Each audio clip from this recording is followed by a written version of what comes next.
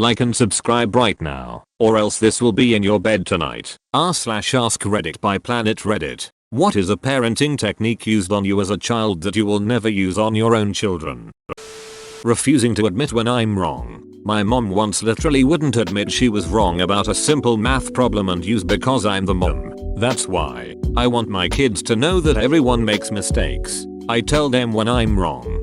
I tutor my BFF's kid in math and science. I will never forget the day I screwed up, got the wrong answer, said I got the wrong answer, and apologized to her. She had the most shocked expression until her mom explained that kid probably never heard an adult in a position of academic power admit they make mistakes and apologize for them. Kid and I then had a long discussion over how adults also make mistakes and should, therefore, admit said mistake and rectify it. Apparently, that was her turning point in math. It didn't bring her to tears anymore. She still giggles like a loon if she catches me in error. It's become our inside joke now. Too long didn't read adults who are never wrong can go duck themselves. The explanation I've heard, especially from teachers, is that they can't show weakness or lack of authority because then they won't be respected. Failing, of course, to realize that refusing to admit obvious mistakes does not win you respect, and only serves to undermine their trust in authority altogether. Showing worry by getting angry. Something bad would happen. Skinned knee, tripping and falling on your face, etc. And instead of fretting over it, wringing hands, simply taking care of business, etc. my mom would start yelling and assigning blame. It really ducks with you as a kid. Like I just sprained my ankle. Why am I being screamed at for it? Did I do something wrong? Is spraining my ankle a crime? Does she hate me? Am I stupid and incompetent? Turns out, she was just genuinely scared and worried, but that's not how a young child interprets it. My dad did that sometimes too, and once he explained it to me. Not saying it is the same thing for you mom, but in my dad's case this is what he told me, that whenever I got injured his immediate reaction was worry, and then this worry manifested itself in anger because he wasn't there to help me or protect me. That is not that he was mad at me in particular, but he was mad at the situation as a whole, me getting hurt, and because I was there he took this anger out on me. When I was in high school I was walking the dogs one day and they pulled too hard, dragged me off my feet and my glasses broke on my face. I got up, wrangled the dogs back up, and wrapped my sleeve around my bleeding hand, abraded it on the concrete. When I got home, late, face bruised and bloody where the plastic frame cut me, she proceeded to scream at me for not picking up the pieces of my frames and bringing them back with me because they were expensive. I cleaned my own wounds and avoided her the rest of the night. Make fun of my hobbies because I didn't like what they liked. I'm nearly 30 and study I learned don't feel comfortable discussing my passions with them. So, my co-worker is planning to have kids and she says, my dad didn't let me listen to music he didn't like. It was terrible. My kids are going to be able to listen to whatever they want. And when she hears a relatively new pop song she says, ugh, this is just terrible. Like I'm actually in pain listening to this. If I ever catch my kids listening to this artist's name, I'm going to toss their speakers out the window. Only good music in my house, lol. She doesn't see the irony at all. Really hard to undo that programming, even if you hated it. Comparing you to another person's kid and expecting that it will make you somehow better. I was always compared to our family friend's kid who did significantly better than me in just about everything. Right? Same here. Why can't you be like so and so? I remember one time I had a friend over. After supper, my friend grabbed a washcloth and started wiping down the kitchen table. My mom goes, oh my god, would you look at that? She is so helpful. Why can't you be like that? So the following day after supper I grabbed a washcloth to wipe down the table. My mom grabs it from me and says, don't do that. You won't do it right. Just go in the other room. LOL. Whatever. Damned if you do. Damned if you don't. You got a B? What did Jimmy get? A. Why can't you be like Jimmy? Next test. You got a C? It was super hard test. Even Jimmy got a D. I was amongst the better ones. Let Jimmy's parents to worry about Jimmy. I worry about you. And you failed. I was a straight A student. Every time one of my pets died, my mom would get mad when I started crying. She would say, see, this is why I don't ever get you any pets. because then I have to listen to this mess. It was like I wasn't even allowed to be sad. What the actual duck? Making someone feel bad for feeling bad is an example of a positive feedback loop of cruelty. Yelling at them to stop crying. If you don't stop crying, I'll really give you something to cry about. My father. Stop crying or I'll spank you. Shortly after spanking me, skip forward a few years, I learned to fight back and holding back a deep rage every word they speak. Ruling by fair, breaking literally every promise made to me since I was 10, never letting me have any spending money. The money thing might be a little controversial, but it would teach me to budget better than not even letting me see any money I earn. As someone with a December birthday, I agree with no money thing. Trying to plan out a year's worth of clothes and shoes for Christmas money is hard. Asking for a video game and not realizing you need to ask for a second controller first and waiting an entire year to play with siblings is hard. Doing chores for neighbors and having your cash taken away is hard. It fosters a culture of panic and fear and spending it all. You hoard things. You hide things in the vents to keep them. It sticks with you and it's hard to get over. The taking money earned for work thing is different. The rest of them are strict parent choices, but that one stands out to me. Isolation and a prison cell technique. The you wouldn't be punished if you just told us the truth lie. The you can never regain our trust. Ever trick. So, some explanation. My parents believed that removing all distractions would make me a better student. That meant that during the school year my room consisted of a bed, a bookshelf, empty, a desk, later with computer, but no keyboard, and a closet of clothes. Anything and everything else was removed, toys, books, etc., and the lock on the door disabled. My room was subject to prison-style searches for schoolwork with bad grades, stuff I didn't want to show them, stuff I shouldn't have, like books, games, etc., and I'd have to clean up the mess. Also I would be searched, sometimes so far as to be frisked and have my backpack dumped on the floor where they'd then pour through whatever fell out. Also, I was isolated media-wise too. No TV, no video games, no music with lyrics during the school year. The intent was if I was so bored that I was going nuts, I'd randomly decide to become a straight A student to save my own sanity.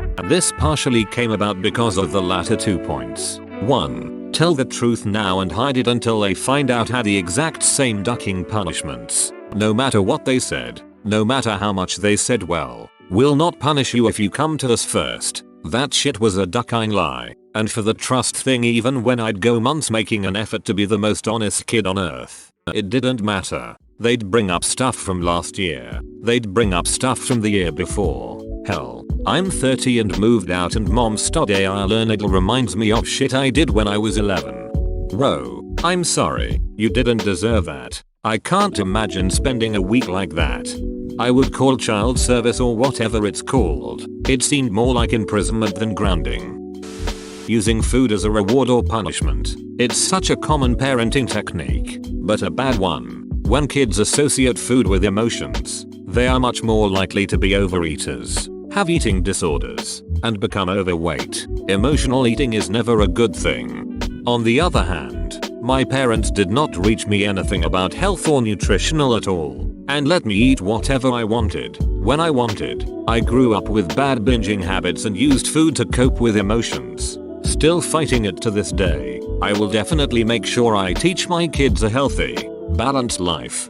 I think balance is key. My parents were health nuts and we were never allowed candy, chips or sodas except at birthday parties. As soon as I got my first part-time job, I spent all my money on junk food and continued to overeat for a few years until I realized I was getting chubby. They taught me good habits, but all things in moderation is a good habit too. I will make them clean. I admit I'm kinda spoiled, mostly because my mom was impatient. She rather have had chores done right and fast, aka she just did it, then let me help out with chores. This is why I'm kind of a disorganization mess now as an adult. This, especially laundry, I'd rather some clothes turn pink than get calls when my kid has moved out cause he doesn't know laundry basics. Added to this, make fun of the child when they call asking how to do laundry because they should just know, even though they asked you to teach them multiple times and you refused. Surprisingly, laundry is not an innate skill. Emotions were seen as a negative. Upset about something, I would be told don't be upset. I was punished for crying at a movie once. If I spoke out I didn't like something I would get made fun of. I've wondered why I'm so emotionally cold as an adult and pretty sure my upbringing is why. Making the older child wait to do something. Maturity related milestones like getting a pocket knife, learning to shoot a BB gun, stay home alone etc. And then caving under pressure to let the younger sibling try just to keep the peace in the house. I, the older sibling, turned out okay. I have some degree of patience and restraint. My younger brother on the other hand is the kind of person who cannot wait for something he wants. Instant gratification is all he knows. He's dead broke and going through 12-step for addiction, and I'm quite sure that never waiting for anything growing up is part of it. I'm glad I came to this post. Your comment made me realize how differently my wife and I treat our 2 kids. One is 5 and the other is 2, and thinking on it, I realize that we make the older one jump through hoops that the younger one doesn't have to go through. As a parent it can be tough to say yes to one kid while saying no to the other, and the thing is that what you brought to light isn't even close to your thoughts when it happens. It will be now, for sure, but it's seriously something I've never even thought about. So I have to thank you for that.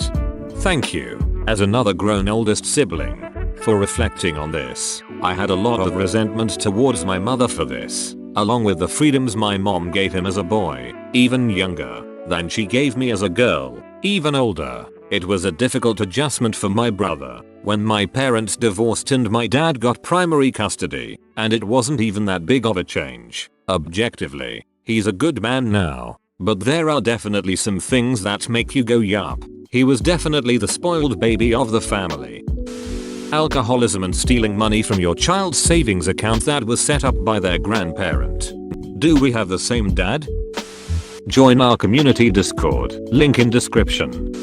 One parent would never ask about school or how things were going. She just outsourced all of it to her shitty husband. The step-parent would throw my old-fashioned heavy hardcover books at my head if I got anything wrong on homework that he insisted on scrutinizing every night. He rarely missed. When I started lying and saying I had no homework, since bringing it home meant beatings no matter what, my grades fell and then I got beat for bad report cards. Big surprise. I dropped out and got my GED and then started but didn't finish college. I did go back and get a certification in my field. I swore I would never treat my kids like they should know everything, and I would never shame or abuse them for being kids. My kids can and do tell me when they have trouble and we discuss why it happened, how to learn what they missed, how to get the grade up, and they both love school.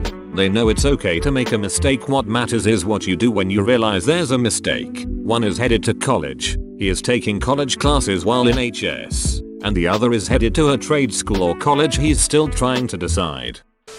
Making me stand outside in all weathers if I was answering back to cool down. I remember standing outside in winter with snow on the ground in my pajamas. Duck that. r/casual child abuse. Being overprotective. Trying to shelter your kids from everything you don't agree with. I would rather educate them on the matter. For example, I would rather educate my kids on the legalities and dangers associated with drinking alcohol and support them in being responsible with it while having fun, instead of completely banning them from even talking about it so they have to sneak out to drink and get into trouble and duck up their life. My parents were like this, which really had an impact on me. When I was about to go off to college, they told me they weren't stupid and knew most people drank well before the age of 21, America, and that I should just be responsible with it. Yeah, I have always wondered about that. Other Western countries have much lower drinking ages but seem to be fine. I know it was briefly 18 in the US during my dad's youth, and he says that a lot of problems came from it, like rowdy kids messing up bars and stuff. We would just drive over the border to Canada when we turned 19 to party in Windsor without any problems. Of course, in those days you didn't need a passport and could just freely come and go with a quick customs visit. Don't know why in the US we have under 18 as a minor, 18-20 is pseudo-adult, but 21 you are really adult. Like 18 is probationary adulthood until you can be trusted with alcohol. My dad would get as drunk as possible and beat the ever-living shit out of my mother in front of my brother and I so that we would know not to disobey him. When he started to mellow out, He stopped being so physical and turned to verbal abuse. I grew up with the idea that I was a worthless piece of shit who deserved to die and suffer, and that my mom and brother's suffering was my fault. I would never and will never do that to any child I look after, whether they're mine or not. Shit's ducked up, man. Oh boy, this one. I was one of those kids who generally didn't have to try too hard to do well in school. Mostly straight A's. Despite this, if I told my dad I got a 95 in a test or whatever, the immediate answer was, "Where's the other 5%? He'd say it in a joking tone, so I was never too bothered by it, but just once it would have been nice to hear "good job, I'm proud of you." Or the opposite, praising a kid too much for being smart. That's how you get lazy narcissistic a-holes. I would know.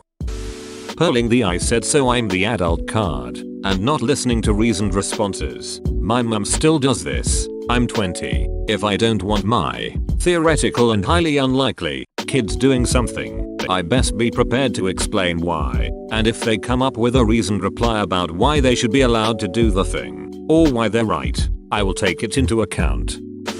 My mom used to make me stand in front of a mirror and say I hate myself over and over if I told her I hated her when I was mad as a kid. Edit. Hey Reddit, thanks for being supportive, but I just wanted to put it out there that my mom is usually a shy, sweet lady. She had been going through a tough time back then when her husband had been physically abusing her, so I don't blame her at all. It's just something I won't do to my kids.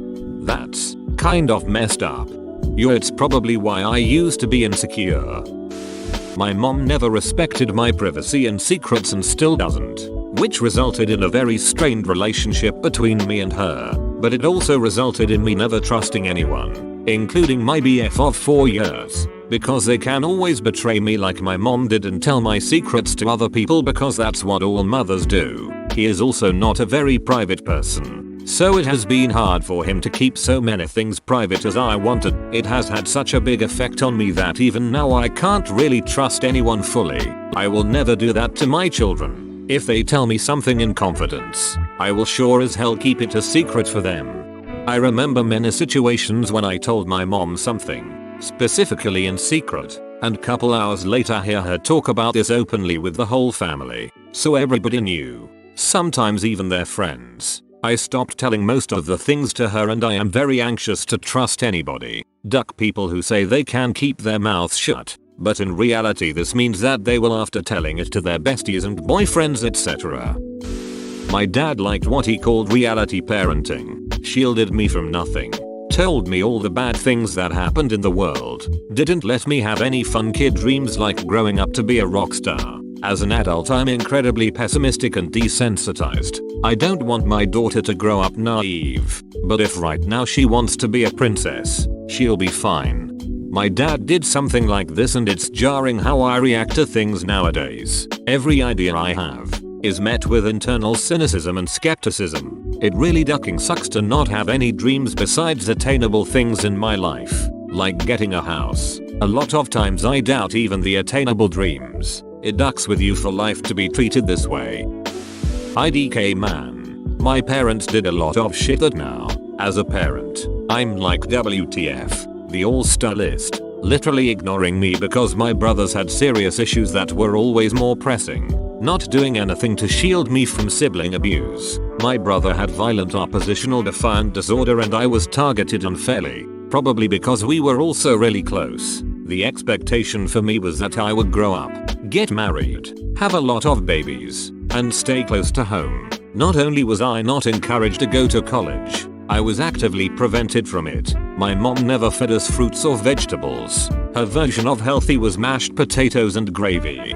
My sister has very violent oppositional defiant disorder as well, and I wasn't shielded from it whatsoever, and the abuse I suffered at the hands of my own sibling caused me extreme distress as a child, and issues still. As an adult, I couldn't ever let that happen.